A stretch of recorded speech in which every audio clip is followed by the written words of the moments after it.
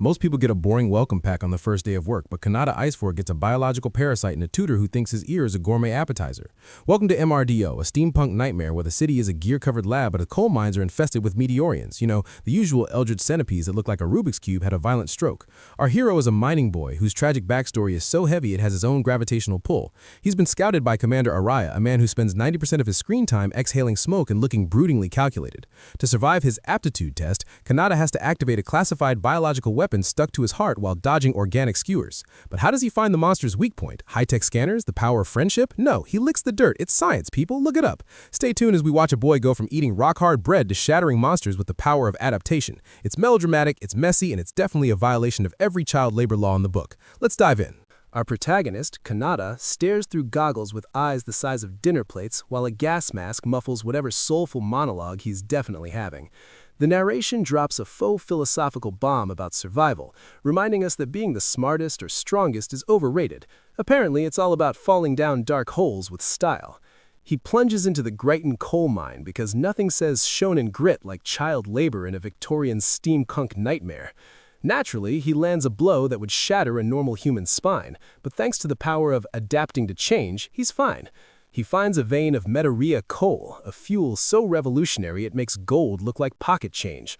"All right," he whispers, clicking a light as if he's discovered the cure for mortality instead of just very shiny rocks. His co-workers, massive men with the muscle mass of prize bulls, cheer him on. "Well done, Kanata," they roar, while he remains the picture of humble brilliance. When asked how he just blasted through rock no one else could touch, he pulls the ultimate "I'm a nerd" card. "I read it in a book. The secret is gravity." "Sure, kid, and I read about levitation once, but you don't see me floating to the kitchen for snacks." Then comes the mandatory world-building dump, complete with intricate gear-laden backgrounds and dramatic shading. This special coal sparked an explosive industrial revolution, fueling steam-powered cities and making certain people very rich. But while his peers are screaming for meat, booze, and women, Kanata is the designated buzzkill. He collects his pay, minus a hefty withholding that suggests he's either in debt or just bad at negotiating, and retreats to a corner with his true love, literature. The ara trope arrives right on schedule. A woman who clearly forgot most of her wardrobe leans in, offering a freebie to the cutie. Does he bite? Of course not. "I'm not interested," he says, blushing like a ripe tomato while his coworkers mock his closet virgin status. Gordon, a man whose liver is likely crying for help, tries to explain the philosophy of the death mine. "We're always living next door to death," he slurs, justifying why they spend their earnings on romance and pleasure. Kanata just stares, judging their life choices while clutching his hard pillow book. It's a classic setup, the only sober person in a room full of cliches, waiting for the inevitable plot twist to kick him out of his self-righteous comfort zone. He's 16, talented, and brooding. I give it 3 chapters before he's the world's only hope against some over-designed steam-powered demon. This is definitely a prequel to an inevitable narrative disaster that I will probably read until the very last volume. I bet he has a secret noble lineage, too. Kanata clutches a physics book like it's a holy relic. "It's not my place to judge how someone else lives," he says, while clearly judging everyone within a 5-mile radius. Gordon, a man who looks like he eats gravel for breakfast, watches the kid walk into the dramatic, high-contrast shadows of the mine corridor. "He doesn't belong in a dump like this," Gordon sighs, conveniently ignoring the fact that Icefort is the most protagonist-coded surname in the history of industrial dystopias. Destined for greatness indeed. Cue the mandatory sepia-toned trauma. 10 years ago, baby Kanata was a soot-covered puddle of tears and messy hair. "I'm here to work," he wailed, because nothing sells a shonen premise quite like child labor fueled by a debt-ridden family. "Mom and Dad sold me," he sobbed, hitting the classic trash parents trope right on the head. Gordon, sporting a gas mask that makes him look like a steampunk beetle, decides to explain occupational hazards to a toddler. He tells the kid the coal emits toxic light and dust, then performs the ultimate act of mentorship by handing over his own gear. "Lost items belong to whoever finds them," he grunts, dropping the equipment like a sacrificial offering. It's a bit on the nose, but a free gas mask is a free gas mask. It's the closest thing to a hug he's likely to get in this genre.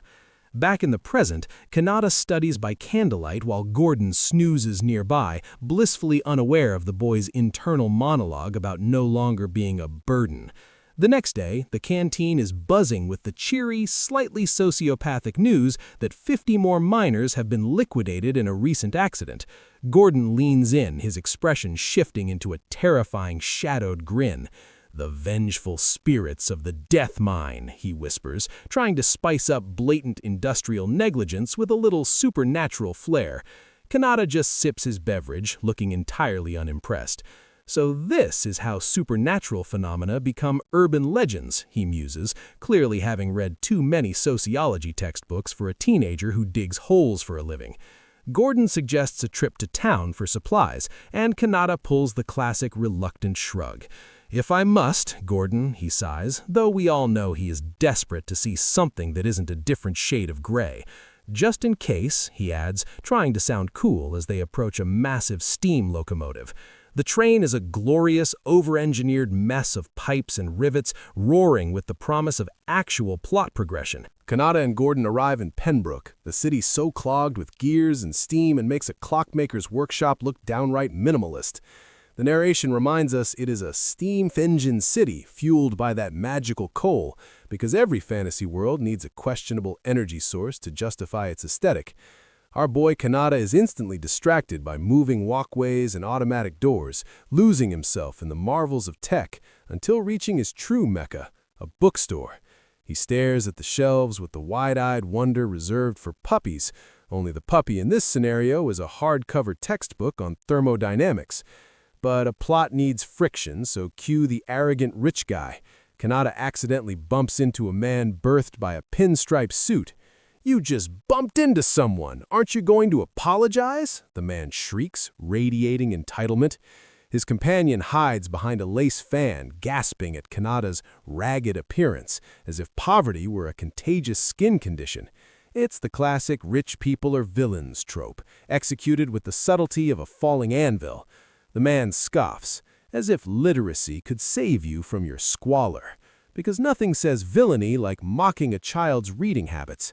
Kanata clenches his fist in a dramatic, hat-shading close-up, swearing to show them, which in manga terms usually means he'll be their boss by chapter 50.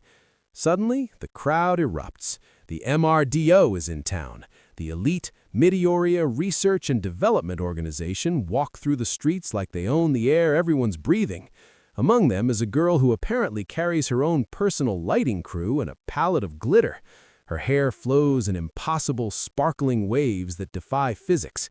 Kanata's dinner plate eyes go even wider. She looks like an angel from a glossy illustration book, he thinks. It's the shoujo sparkle dump moment, mandatory for any protagonist reaching puberty in this soot-covered shonen setting.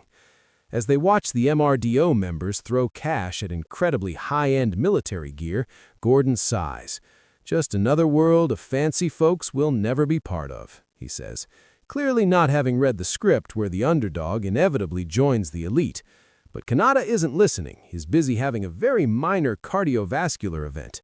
"Gordon, I feel strange," he mutters, clutching his chest like he's just swallowed a live coal. Gordon, the only person here with a lick of life experience, breaks into a knowing grin. "Oh, I see. So that's your deal." Kanata, a bookworm with zero social intelligence, is genuinely terrified. Something's definitely wrong. Could it be some kind of illness? I should look it up, he considers, a trip to the library to diagnose his first crush. The miners of Grighton assemble like they're preparing for a legendary boss raid because naturally today is a big day. They're entering the Western Zone, a place so dangerous that the very air smells like tragic foreshadowing. Gordon, looking like a man who has seen far too many coworkers become tragic statistics, grunts, "Stay sharp, people," while Kanata tightens his goggles with the brooding intensity of a teenager destined to carry the entire plot. "It's go time, Kanata! Show me what you've got!" Gordon bellows as heavy machinery gnaws at ancient earth. Narrative boxes helpfully explain that hazardous substances and time have conspired to create a death trap. But hey, there's a chance for a vein. Suddenly, a gas leak happens, standard operating procedure for the mining disaster trope, and everyone scrambles for oxygen. Then, the inevitable sparkle occurs. They find it. The Midoriya coal vein is a shimmering, honeycomb-patterned wall of resources. "Is this for real?" a miner gasps, while Kanata stares with the glazed eyes of a gotcha player who just pulled an SSR on a single roll. "Luck is on our side," they shout, which is the universal signal in manga for everyone is about to die horribly. Kanata, possessing the only functioning intuition in the room, mutters, "Hey Gordon, something feels off."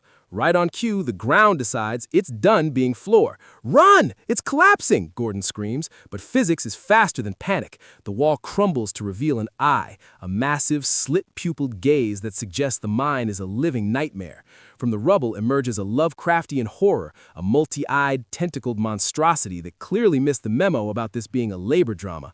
"Whoa!" Gordon shouts as a tentacle wraps around him. The narration pivots to peak melodrama. New dig sites claim lives because the spirits haunt these places. It sets the mood perfectly for a mentor death flag.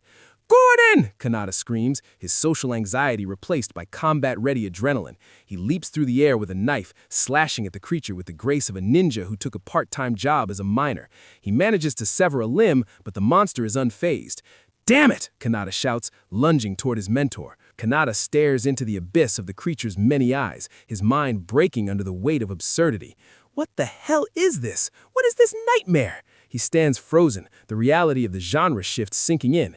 This isn't a slice-of-life industry tale anymore. It's a full-blown survival horror. He wonders briefly if the company insurance covers tentacle attacks, but the answer is definitely no. He realizes the book on physics didn't cover how to fight subterranean monsters using only a pickaxe. Naturally, Kanata ignores the order to retreat. He is busy experiencing a perfectly timed montage of Gordon sharing meals and fatherly wisdom. "I still haven't been able to repay you for anything yet," the boy screams, launching himself into the dark. It's the quintessential hero's gamble. When logic dictates flight, scream about unfulfilled depths and dive toward the nearest monster. Mid-fall, Kanata's internal monologue switches to physics mode. He recalls a convenient book claiming that gravity can convert height into energy. He maneuvers himself with the grace of a cat and shoves a massive, jagged boulder onto the beast's cranium. The narration waxes poetic about primitive tactics and achieving the greatest effect with least exertion, trying its hardest to rebrand a simple rockfall as a stroke of tactical genius. The creature's eyes burst under the pressure, providing a satisfyingly gory conclusion to the struggle. Suddenly, the dust clears to reveal an inevitably Bishonen stranger.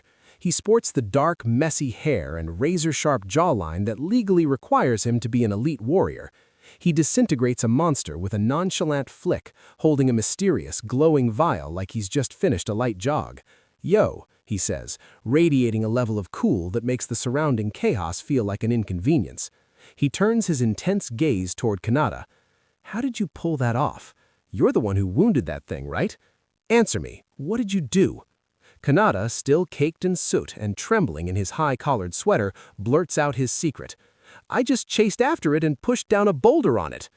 Araya, the newcomer, breaks character immediately. He erupts into a fit of hysterical laughter that nearly cracks the panels. "Are you serious?" he wheezes, doubling over. "Man, you gotta be a special kind of crazy to face that thing head-on. That's the absolute best laugh I've had in a long time." It's a rare moment of meta-awareness, acknowledging the absurdity of a 16-year-old taking on an eldritch horror with basic geology. The vibe shifts again as Araya's floating eyeball-like orbs begin a stylish cleanup, zipping through the air with lethal elegance. "Araya-san, the medic team is here," a voice calls from the periphery. He smooths his coat, that knowing smirk returning. "Yeah, I'm coming." Kanata stands amidst the rubble, looking shell-shocked. On the sleek transport, Araya is basically smirking. "I have a report," he says, sounding way too casual for a guy who just watched a kid fight a monster. He explains Kanata's motive was rescuing a colleague. The token bubbly girl gasps, "No way!" as the report highlights Kanata's quick and accurate judgment. Of course, there's always a skeptic. "That's absurd. It had to be luck." Araya, looking incredibly Bishonen, asks the million-dollar question. "That guy, what's his name?" Cut to the coal mine management office, where the lighting is as oppressive as the bureaucracy. "Forget everything you saw," they command. The classic cover-up. "Stick to your role." They want him to be a ghost, but then Gordon drops the plot armor special. "Here's a letter for you from MRDO." The paper literally glows with prestige. Kanata reads it, his dinner plate eyes widening at the special offer for provisional entry. The Crown's reaction is a collective, "Huh?" because subtlety is dead. Gordon, bruised but grinning, clears his throat. Your debt's cleared. Now pack up and get out, you bastard. It's the heartwarming shonen goodbye, an insult wrapped in a sob. Kanata stands there, soot-stained and confused, while the cycle of shonen destiny starts grinding its rusty gears. It's predictable, melodramatic, and I'll probably read the next 50 chapters anyway because I'm a glutton for this sparkly nonsense. Araya reclines with the effortless grace of a man who knows his jawline is his personality trait. "Today's the day," he mutters, exhaling a cloud of smoke that defies the laws of indoor ventilation. Beside him, Elliot is having a minor crisis because a civilian was scouted. Enter Kanata Icefort, the mining boy whose life apparently consists of calculating freefall trajectories while dodging tentacled monsters. Because why wouldn't a traumatized teenager be a secret physics savant? Welcome to MRDO, the Meteoria Research Development Organization, where the aesthetic is London on steampunk steroids. Massive gears turn for no apparent reason, and pipes vent with the self-importance of an overused plot device. Kanata stares, eyes wide enough to swallow his goggles, as he is told he has been provisionally admitted. It's a giant research facility where everyone wears white coats and carries the heavy burden of 1,000 exposition dumps. Suddenly, the air is thick with sparkles. Hilary Garcia descends from a high walkway with the chaotic energy of 1,000 rom-com leads. "I can't believe I'm finally meeting you," she squeals, tackling Kanata with the subtlety of a runaway freight train. She is the lovely Tutor, radiating an aura so bright it probably requires a welding mask to view safely. Kanata predictably turns the shade of a ripe tomato, his internal monologue undoubtedly screaming in terror-induced hormones.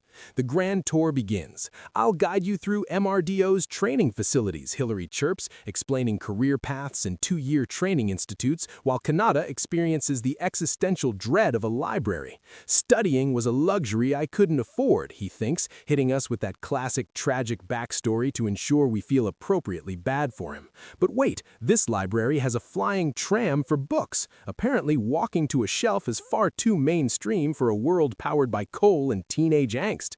Then comes the real magic, the cafeteria. Hilary announces the food is free, and Kanata reacts like he has just seen the face of God. He cuts into a steak rendered with more detail than the secondary characters. One bite and he is transported. "Delicious! It's melting in my mouth!" he cries, his face contorted in a food-induced trance. He remembers the hard and smelly meat of his past, the bread so dense you could literally hammer nails into walls with it.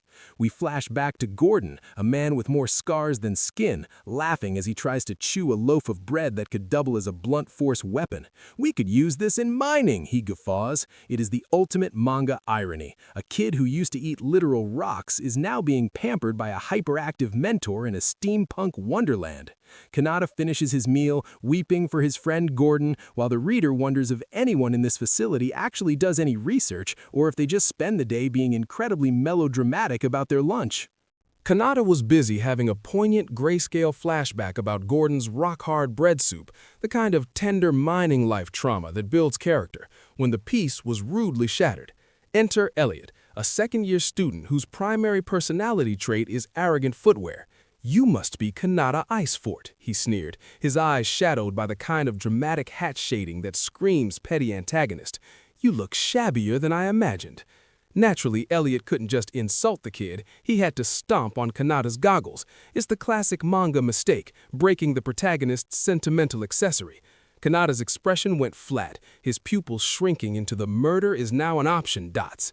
"Your filthy feet. Mind stepping aside?" he asked, his voice dripping with the quiet menace of a boy who has lived on calories composed entirely of spite and coal dust.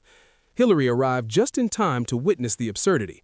Using the legendary, totally not made-up special miner's knot, Kanata had bundled the elite student into a tablecloth like a giant human burrito. What did you do?" Elliot sputtered from his linen prison. Hilary stared, eyes wider than dinner plates. "To think Elliot got taken down in one strike," she gasped, ignoring that a tablecloth shouldn't be this effective. Once the trash was bundled, Hilary dragged Kanata to his new dorm. It was clean, spacious, and smelled of something other than despair. But the vibes were a trap. Hilary's eyes glinted with the familiar predatory spark of a forced fan service plot point. "We need to conduct an aptitude test," she chirped, her face uncomfortably close. "Step 1, let's take off your clothes." Kanata complied because the plot demanded it, revealing a physique that was suspiciously well-defined for someone who claimed he couldn't afford calories. "Your muscular development is impressive," Hillary purred, her hands wandering with the subtlety of a landslide. Then came the sensory evaluation. "Have you ever kissed before?" she whispered, her tongue doing things that require a medical license. Kanata was a vibrating wreck of adolescent hormones. "I haven't. Sorry," he managed to gasp, his face a supernova of blushes. This was the MRDO experience. One minute you're tying up rivals with laundry techniques, and the next your gorgeous tutor is treating your earlobe like a gourmet snack. It's a tough life, but someone has to endure the tropes for the sake of the readers. Before the boy could process his virginity crisis, the evaluation shifted from romantic trope to biological horror. A gelatinous, orb-like entity emerged, sporting an eyeball that would make a surrealist weep. It didn't just lick him, it performed a deep tissue flavor analysis of his face while he vibrated in traumatized confusion. The aptitude test wasn't about grades. It was about surviving an encounter with a meteorian, the eldritch pests from the Earth's crust. Hillary looked on, unbothered, while Kanata experienced a kaleidoscope of tentacles and frost breath. As expected, there's a catch, he noted internally, realizing that in this world, free steak always comes with a side of tentacle-induced existential dread. One moment he was being pampered, and the next he was caught in a monochromatic whirlwind of tubes and glowing liquid, losing his strength in the name of science, or whatever excuse the plot required to keep him shirtless. He woke in a wheelchair, the standard "you survived the prologue" reward. Hillary greeted him with the news that he passed. She led him to a hall of horrors, giant vats containing the meteorians, pests that emerge from deadly mining sites. This wasn't just energy research. MRDO had a secret third department. The public thought they were just burning coal, but the real business was Tokiken, the Meteorian Special Operations and Research Department. Managed by the effortlessly cool Araya Crawford, this was the elite of the elite, the tip of a pyramid that usually results in a high mortality rate for protagonists. "You've been selected as a Tokiken prep student," Hillary announced, offering her hand with the enthusiasm of a reaper. The job description was simple: join the combat unit and risk your life fighting monsters that look like they were designed by someone with a severe phobia of sea life. Kanata, draped by the civilian recommendation and his lack of prospects besides eating rock soup, accepted his fate. He began penning a letter to Gordon, the type of last will and testament that serves as a massive neon death flag. "This letter might be my first and last," he wrote, his soul psychologically committed to the meme. Welcome to Tokuken, where the orientation involves a sea of nervous teenagers and a combat aptitude exam that likely violates several labor laws. Kanata Icefort stands amidst the throng, his goggles looking increasingly ornamental as he struggles not to hyperventilate. Hillary, our resident fountain of unearned cheer, drops the bombshell. That eyeball blob from earlier is a permanent biological parasite. Sorry, companion.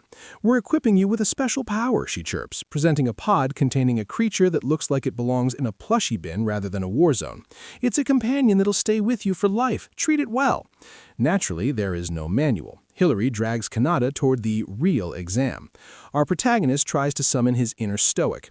"I need to stay calm to process the bits of information I have," he tells himself, falling victim to the classic hero's monologue trope. The stakes? Predictably lethal. "Each of you must defeat one." The examiners are last year's survivors, including Hillary, who winks at him as if she didn't just subject him to medical trauma. Suddenly, the lighting shifts to peak dramatic contrast as Commander Araya Crawford strolls onto the stage. The crowd loses its collective mind. "The legend is standing before us," someone shrieked. Araya stands there, exhaling smoke with the detached coolness only a high-ranking shonen prodigy can maintain. He is the youngest in history to reach his rank because why would a military leader be middle-aged and experienced when they can be 20 and edgy? Among the recruits, we meet the inevitable rival, Ebby Mueller. Sporting a bob cut as sharp as her attitude and muscles that put the local gym to shame, she crushes mechanical gears with her bare hands. "First place is mine," she declares with the confidence of someone who actually read the script. Kanata, meanwhile, is stuck next to a kid whose only contribution is looking pale and wishing he'd called in sick. The main event arrives beneath a massive tarp, a meteorian that looks like a centipede had a tragic accident with a crate of Rubik's Cubes. "What the hell are those?" Kanata gasps as the 3-hour deathmatch begins. Lightning crackles and blades swing as everyone else activates their elite status, while Kanata stands there like an unpatched NPC.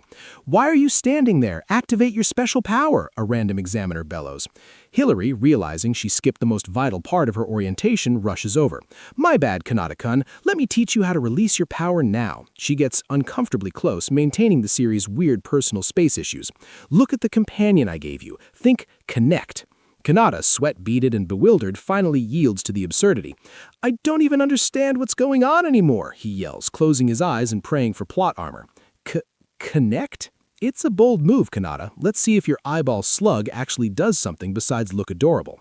Kanata Iceford stands before a creature that looks like a centipede had a violent high-speed merger with a stack of Rubik's Cubes. Naturally, he's paralyzed by the sheer audacity of its design.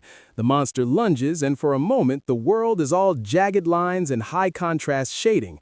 The chief instructor is having a minor heart attack, but Araya just wants to see some potential, or at least someone who smokes better than he does. Kanata wakes up with a face full of dirt and the realization that his plot armor is currently in the wash. Elliot, the resident smug aristocrat, is crouching over him with a smile that suggests he practices his condescension in front of a mirror. "How long are you gonna sleep for, you peasant?" he sneers. He delivers the stakes with the subtlety of a sledgehammer. "If you don't pass this exam, you'll die." Ah, the classic death motivation. It really helps the digestion. Then comes the big reveal. Kanata received a rushed Meteoria parasitic implant. It's a classified biological weapon, because of course it is. No one just gets a normal internship or a standard-issue weapon in this city. If he doesn't make it as a fighter, he'll be terminated as an inconvenient existence. It's the ultimate join our military cult or die orientation program.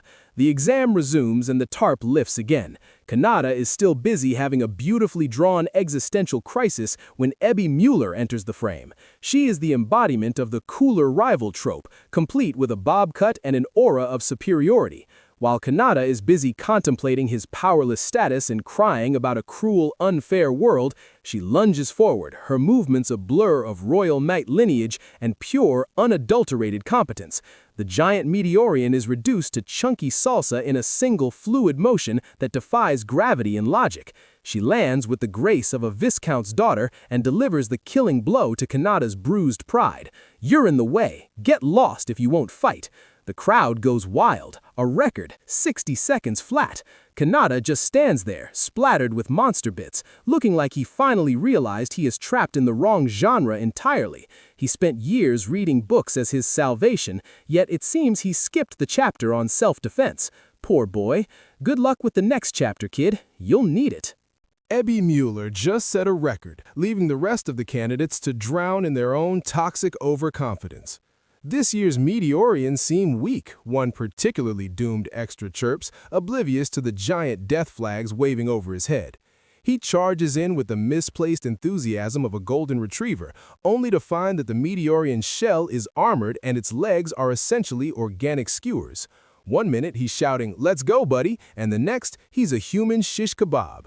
The transition from piece of cake to impaled corpse is swift and brutal, rendered in ink-black splashes of blood that would make a gorehound blush. Panic ripples through the ranks like a bad rumor. "My attacks are useless," someone screams, as if discovering the concept of armor for the first time. Kanata, possessing the rare and mystical power of common sense, decides that living is actually quite trendy and begins to bolt. Elliot, watching from the sidelines with the smugness of a cat in a yarn factory, jeers at him. "How pathetic, you're the first to run away?" But Kanata knows that fighting seriously is just a fancy term for suicide when you're facing a biological meat grinder. The scene is a masterpiece of chaos, with candidates being tossed around like rag dolls in a blender. In the relative quiet of the woods, Kanata finds Sim, a nerdy boy who exists solely to be rescued and provide a walking Wikipedia entry. Kanata dives in, shielding Sim from a crushing blow. When Sim tearfully asks why he was saved, Kanata hits him with the classic heart-tugging backstory. "When someone saved me, it made me happy," he says, flashing back to Gordon and that legendary rock bread. It's a moment of pure shonen sentimentality, rendered in soft, shimmering tones that practically demand a slow-motion violin solo and a lens flare. After the introductions, Sim notices Kanata's hand. It's freezing over, encased in jagged ice that glitters with the promise of a future merchandise deal. Sim immediately transforms into a walking encyclopedia.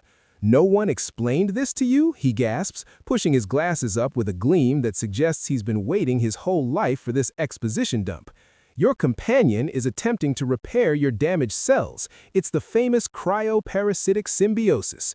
Kanata stares at his hand, realizing his biological parasite isn't just an uninvited guest, it's a portable medkit with a serious temperature problem. Sim continues to ramble about rare abilities while Kanata realizes his life has officially spiraled into a high-stakes science fiction nightmare. Somewhere, Araya Crawford is probably lighting another cigarette, enjoying the fact that his minor boy is finally starting to freeze into something useful. It's a cruel world, but at least the medical benefits are literally attached to your skin. Sim's eyes are currently projecting enough lumens to guide a freighter through a fog bank. "My power works through my eyes," he announces, as if the literal searchlights weren't a subtle hint. "I've got long-range vision." Fascinating, Sim. Meanwhile, Kanata is knee-deep in a crisis of aesthetic preference. "How can what if I could make fire?" he muses. He's surrounded by biological horrors, and he's out here window shopping for cooler special effects. Instead of pyrokinesis, Kanata leans into his blue-collar roots. He starts weaving ropes and setting traps with the speed of a caffeinated spider, all with a single hand. Sim, of course, plays the role of the shocked spectator.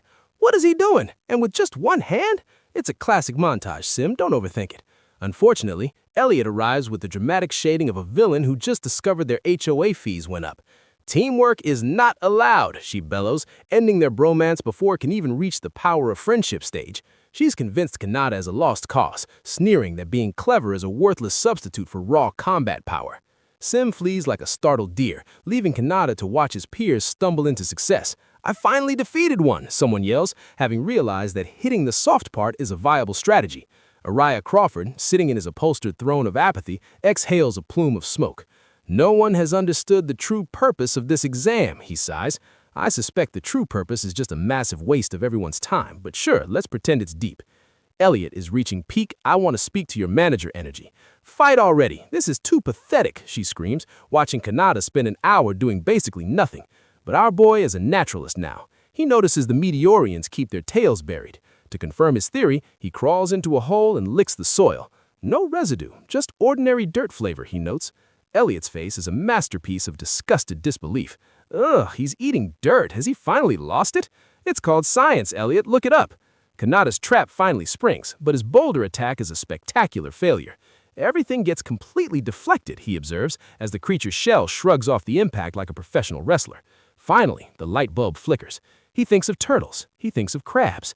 "Their belly must be vulnerable," he shouts, finally catching up to the rest of the class. "It's all or nothing." With the time limit ticking down, he lunges forward, aiming his blade at the creature's stomach segments. It's a scene bathed in speed lines, dramatic tension, and the faint, lingering aftertaste of high-quality topsoil. Kanata is finally playing the game, even if he had to taste the earth to do it. He's traded his goggles for grit, proving that while magic is flashy, basic physics and a strong stomach win the day. Kanata Icefort is currently losing a fight against the biological centipede made of spite and armored plating. "Damn, not even a mark," he gasps, realizing that his standard-issue bravery is currently yielding 0 results. The monster retaliates with a strike that sends him skittering, his blood painting the floor in shades of heroic effort. Not good. "It's no use," he cries, fully leaning into the classic protagonist despair arc. Even hitting the supposed weak point is failing. He's outclassed, outgunned, and very much out of breath. But wait! In a twist that absolutely no one saw coming, his secret ice powers kick in. Frost creeps over his open wounds, acting like a freezer burn bandage. "Ice? The wounded area. Right, it freezes," he observes, sounding more like a medical textbook than a shonen fighter. "It's not healing him, just stopping the leak with jagged crystals. I can't place hope in uncertainties," he tells himself, clutching his frozen arm while the world turns into a blur of speed lines and angst. The monster lunges, and Kanata's brain finally enters overclock mode. Think, damn it, think! There has to be a true weak point, he screams internally. He notices the creature keeps its tail buried in the dirt. Suddenly, we're treated to a biological lecture on respiratory organs. Unlike gills, these things breathe with lungs. Being alive means they must breathe, he deduces, comparing the horror to a common dolphin. The only path to its delicate, vulnerable organs is that breathing tail. It's the Achilles heel of the steampunk world. 5 minutes remain on the clock. Elliot, the resident harbinger of bad vibes, watches with a smug grin, prepared to bid farewell. Too bad, she purrs, convinced Kanata is about to become monster food. But Kanata has a plan involving a net full of boulders. He forces the creature into a defensive curl, exposing the tail as it struggles for air. Araya Crawford, the king of dramatic smoking, leans forward in his chair. That's it, he mutters. Elliot's smirk vanishes, replaced by the wide-eyed horror of someone whose favorite trope just got subverted. Is he still not done? Kanata leaps into the air, his past flashing before his eyes with the traumatic intensity of a PowerPoint presentation. He sees his parents selling out, the silence of a dead canary, and the weight of rock bottom. Life is brutal, he reflects, falling toward death. I won't let anything else be taken away from me. This is the absolute peak of melodrama. His heart thumps like a war drum. This is my adaptation, he bellows, unleashing a torrent of ice that shatters the monster into shards. He has adapted and successfully survived orientation. Truly, life in the coal mines builds character.